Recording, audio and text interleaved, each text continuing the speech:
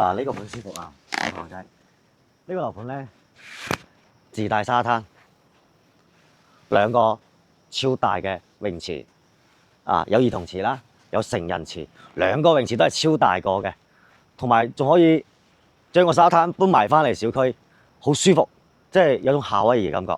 你喺咁樣嘅一個小區入邊，你就可以享受到一個夏威夷 feel 嘅一個樓盤。喺馬鞍島上面咧，我相信你應該揾唔到第二個咁樣嘅樓盤㗎啦。咁呢個樓盤咧，仲係國企嚟嘅，我哋係廣東省國企樓盤，國企單位，而且全部都係現樓精裝舊樓嘅。咁事不宜遲啦，咁我哋先去參觀下我哋嘅小區嘅綠化環境係點樣嘅先。走！喺參觀我哋小區嘅園林綠化環境之前咧，阿 Sam 先同大家嚟介紹下我哋呢個成個樓盤嘅一個情況先。咁而家 Sam 企喺個位置咧，就係銷售中心嘅位置，亦即係呢等商業體嘅呢個位置。咁而家在賣嘅情況咧，就係一棟同埋我哋嘅7棟。咁我哋一棟咧，直望出嚟咧，就可以望到我哋呢個海景嘅內灣，係全部無遮擋嘅，非常之靚仔，非常之舒服。咁而我哋7棟咧，就係望我哋嘅小區同埋市政單位嘅一個市政公園嘅一個景觀啦。嚟，咁而家呢一幅圖就係我哋嘅實景圖，一棟就係呢一棟啦。望出嚟係冇遮擋嘅，非常之舒服嘅。咁再望翻上嚟呢邊，係成個樓盤嘅一個效果圖啦。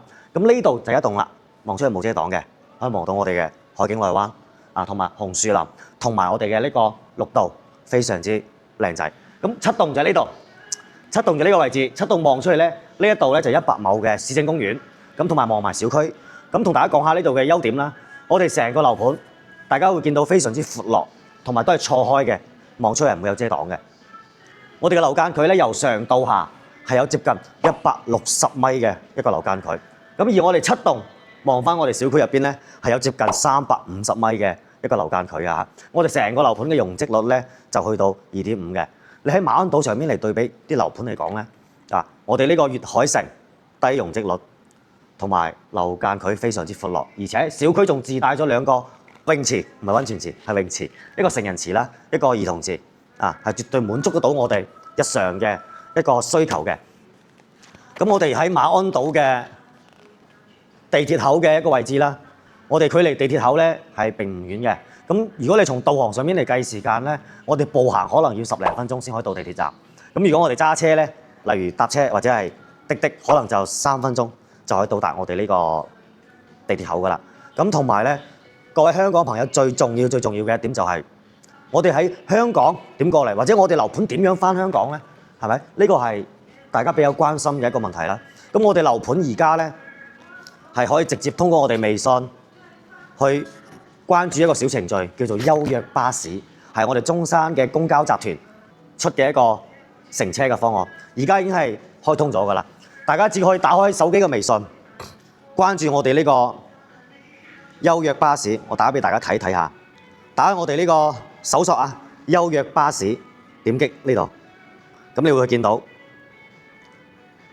我哋呢度會好多個站點，大家見唔見到清晰呢？晏啲我將呢個圖截上嚟俾大家睇清楚啲嚇，好多個站點，即係你通過呢個優約巴士呢，你去預約，咁呢個優約巴士呢，佢就去到小區嘅門口嚟接你㗎啦。咁你可以去到馬鞍島嘅任意嘅一個位置，佢設置咗幾十個地點啊！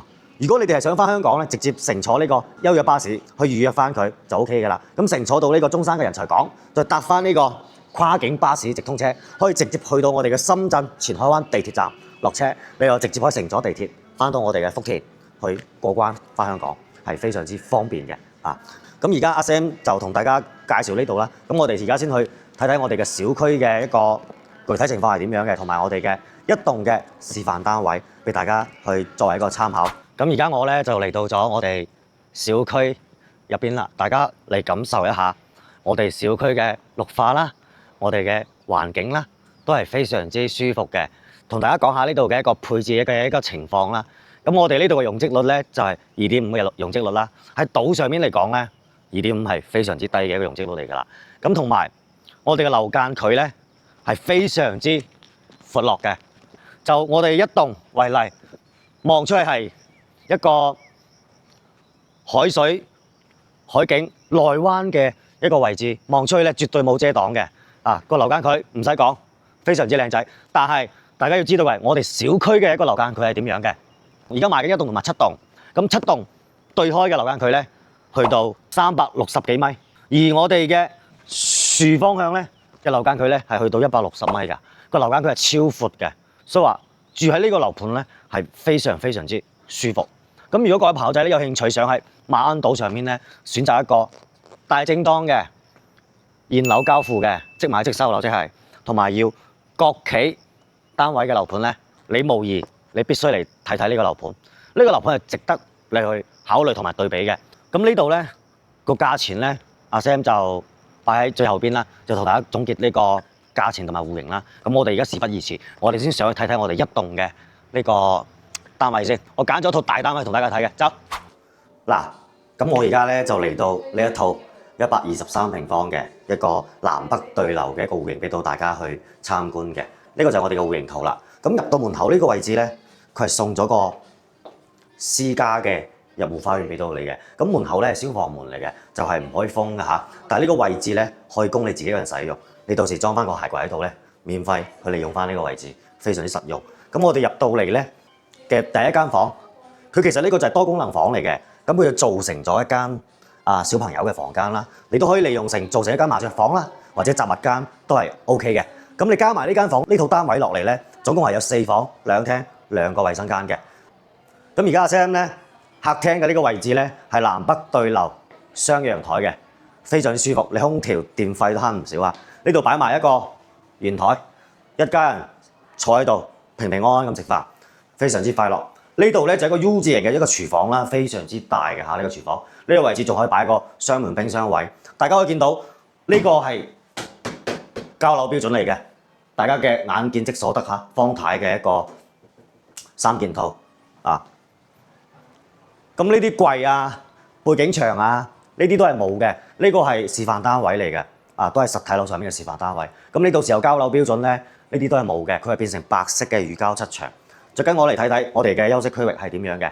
咁呢個位置咧就係同我哋陽台一齊連通嘅一間房嚟嘅。大家嚟感受下。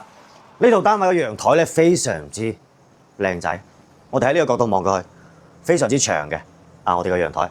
到時咧你可以喺翻呢個位置咧，如果你唔想連通咧，到時喺呢度封翻佢，做翻個玻璃牆去封翻佢，去俾翻呢間房一個私密嘅空間啦，提高呢個隱私性啦，好唔好？咁斜對面咧就係我哋嘅公共衞生間。大家見到喎，我哋嘅門同門係唔係正對嘅？佢係斜住嘅，佢唔會直對個廁所衞生間。咁呢度咧就衞生間嘅空間啦。